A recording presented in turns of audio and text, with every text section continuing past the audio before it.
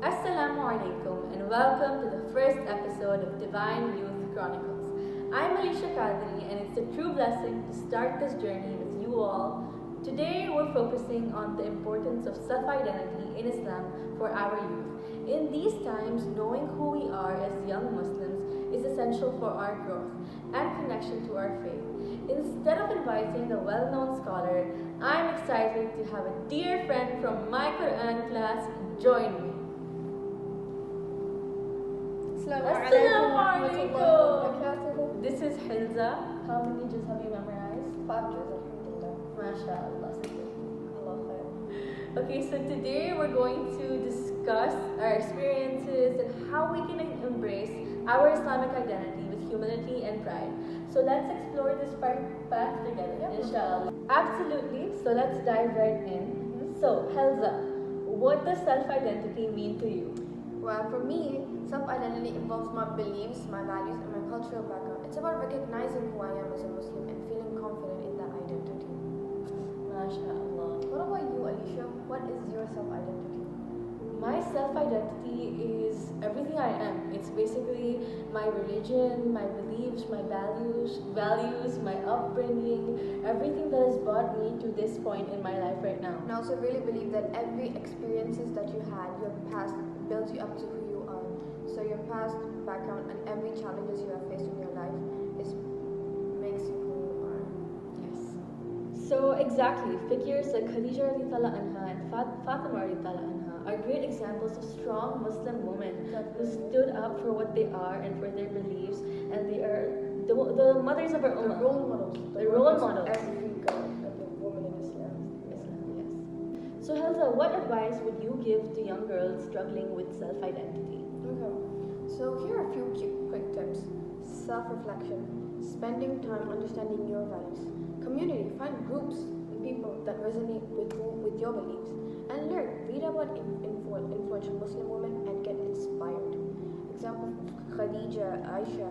Read about them and understand what they went through and how they live their lives so we can live our lives just like them. Yes, so I agree with your points. So building a community is key because together, when we're together, we can pray more, we can educate each other. And remember, gaining knowledge in Islam is basically, you can get hasanat for it, and it's a good thing. Allah encourages us to gain knowledge. One serious, I think it's a hadith, but that I'd really like to bring up is one of the regrets that people in Jahannam would have is, why did I take so and so as a friend? So your friend, the people you spend time with, you become like them. So it's very important that you spend time with the proper people. So if you have a friend who you don't like the way they are, stay away from them. Don't be friends with them. So yeah. Exactly. It's not just about living this dunya. This dunya is just a test. It's about preparing for the akhirah. So this friend of mine, not just for the dunya.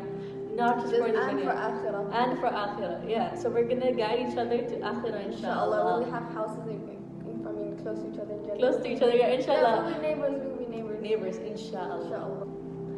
So many girls today face pressure to fit into social norms. Have you ever experienced challenges related to that? Definitely. It's not easy to follow the deen. There are many challenges that you have to sacrifice for the sake of Allah.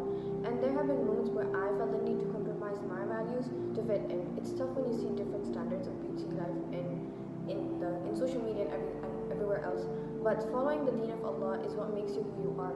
It's what makes you different from everyone else. So fitting into these trends and everything just makes you like other girls. You want to be not like other girls, you know? You know what I mean?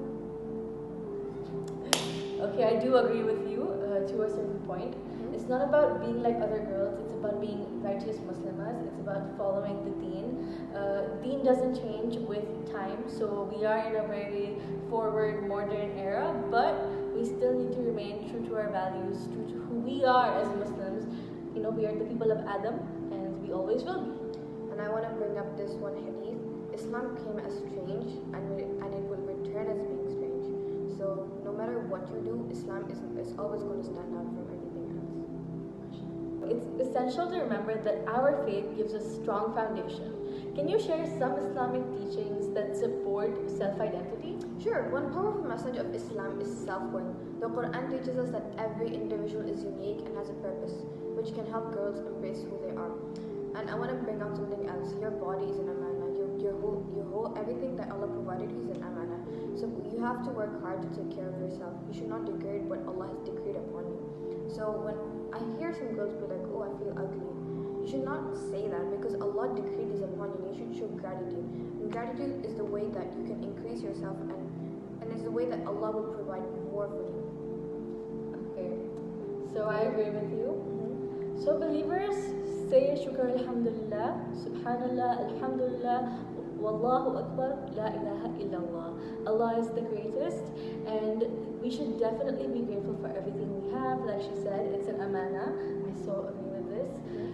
It's not ours to go back. That's why we say inna lillahi wa inna ilayhi raji'un.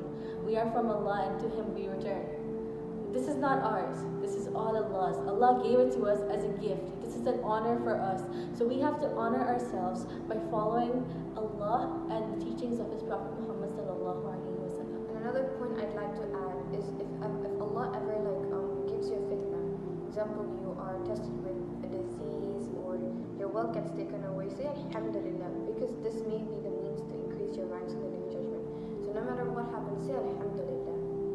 Is there any time that something bad happened to you in life that you just said alhamdulillah and things got better for you? No, not necessarily.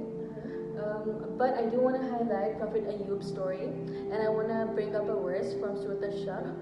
فَإِنَّ مَعَ الْعُسْرِ يُسْرًا إِنَّ مَعَ الْعُسْرِ يُسْرًا. So basically, rarely after hardship there is ease. So as we know from Prophet Ayyub's story, he suffered a really bad disease, and all his kids died, and he was in the cave. But after, he just believed in Allah, and his wife, they had trust, and they kept on believing, and that is how he got better. Allah healed him. Allah gave him twice as more than he had before. So everything is just the test. Allah is with you. Allah sees. Allah is the most seen. I encourage listeners to share their experience. What does self-identity mean to you? Absolutely. We want to hear from you. As we wrap up, let's summarize quickly. So today's discussion highlighted the importance of self-identity for young Muslims today, and how our faith can empower us and just take us to the next level. Jazakallah khair, Alisha. I really appreciate you inviting me for this podcast. I really had a wonderful time with you. Thank you so much. Thank you so much for coming, and it was great hearing your insights. I'm sure everyone else also enjoyed. So this is it for our first episode today. Stay tuned for the next episode. Assalamu Alaikum.